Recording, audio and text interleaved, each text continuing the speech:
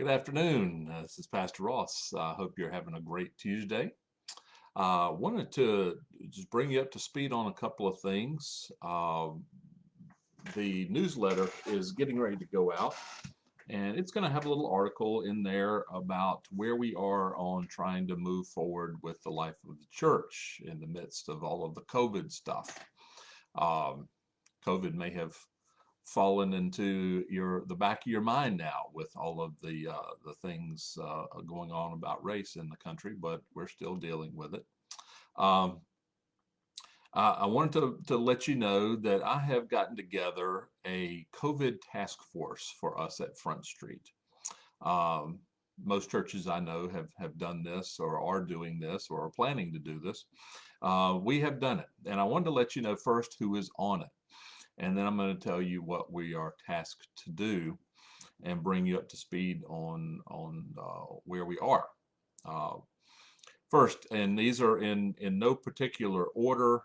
Um, Actually, they are in alphabetical order by last name as I'm looking at my list that I made.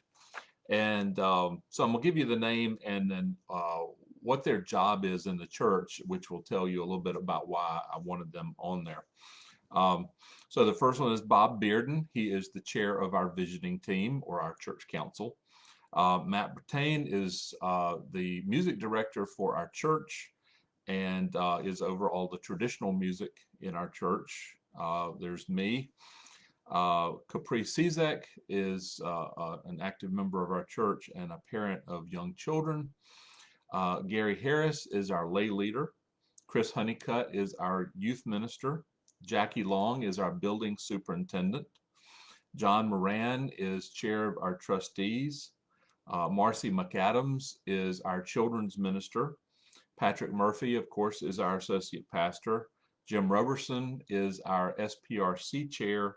And Clay Stevenson is the leader for our contemporary music in the Aldersgate service. And so I thought that was a good group of people to get together. Some of them are staff people, but of course, many of our staff people are also church members. Some of the staff people are parents as well. There are people in here of different age groups. And to be honest with you, there are people in this group of at different levels of anxiety about what's going on.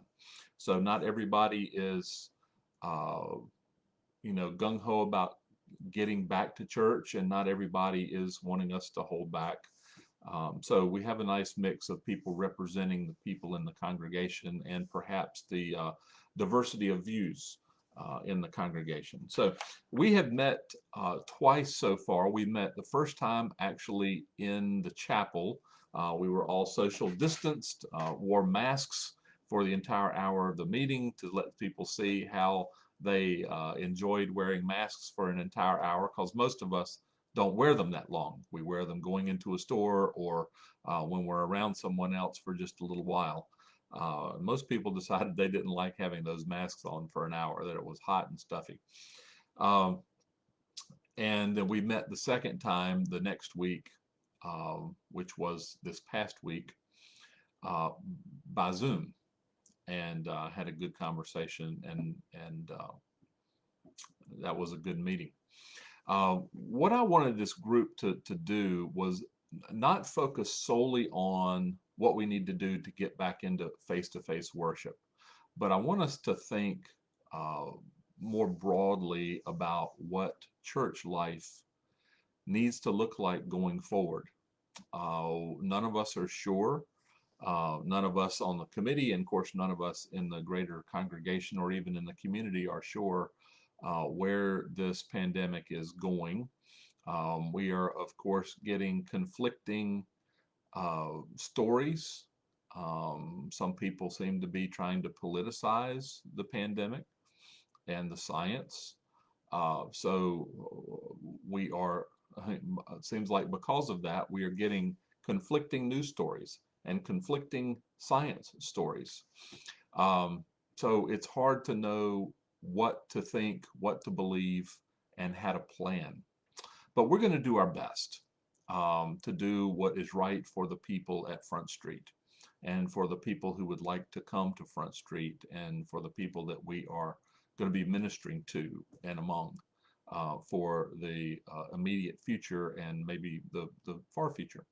So we're going to look like, what does it need to look like for small groups to continue to meet or to begin to meet again? We've got some Sunday school classes that are meeting by Zoom. You know, the question needs to be raised, is it possible for them to come back into small groups? What does worship need to look like? Do we need to continue to worship at home as we're doing right now, recording the service and putting it out on the internet? Is it possible for us to come back together with some precautions in place? Does it need to be one service? Does it need to be two services? Does it need to be divided out into the whole church somehow? These are all questions that we're considering, and by now you have probably checked your email, and as a result of our Zoom meeting last week, the COVID task force put together a survey, and we've sent it out, and went out last evening, I believe, Monday evening, and we would like to have it out there for a week, give you a week to respond. I just heard from Joanna, who actually created it and put it online for us. I forget now whether she said 70 some people or 90 some responses have come in already just since last night, but that's wonderful, and we want to hear from as many of you as we can. I want to reiterate what it says in the instructions at the beginning. This is not a vote. We're not taking a vote from the congregation, although it may feel like that a little bit. But what we are trying to do is listen. We're trying to get your input, hear what's on your heart. Some of you are going to be, as I said before, some of you are ready to come back now, and some of you are on the extreme other end, and you don't want to come back until maybe there is an inoculation that everybody can have. And either way is fine, okay, no harm, no foul if you're in either place or somewhere along the middle. We know there are people everywhere. So what I would like for you to do is prayerfully, carefully go through that survey and send it back to us. And please put your name on it, because there are places down there where you can make some comments. And if we need to follow up and ask you to clarify something, or if we've made a decision that we're not quite sure how it reflects what you were saying, or whatever, we would like to be able to follow up with you if we can. We have made the decision to reopen the church office, and that will happen on this coming Monday, June 15th. We're going to open with limited hours. We're going to open from 9 to 1. We figured that was a safe thing to do. The staff members already have their own offices. The common areas that we share, the workroom there in the office, we can make sure that we are socially distanced as well. We have been continuing to meet as a staff via Zoom, so it's not like we haven't seen each other. But we think it's safe to come back in, and if you would like to come to the church to tend to some business, or to say hi, we're going to ask for everybody's safety, that as you enter the church building, we're going to have a sanitizing station out there. If you would just hit that pump a couple of times and put some sanitizing stuff on your hands. It's not one of the ones that does it by itself. You actually have to pump it, which means you do have to touch it. Someone pointed that out to me, but I want to point out to them that you touch it before you get the sanitizing liquid. So the liquid is going to take care of whatever might have been on that little thing. So if you would sanitize when you come in, if you would wear a mask, that would be greatly appreciated. If you're coming to go somewhere else in the church, if you would check into the office and let us know you're there. And also, we are going to do our best to abide by the social distance thing of 6 feet.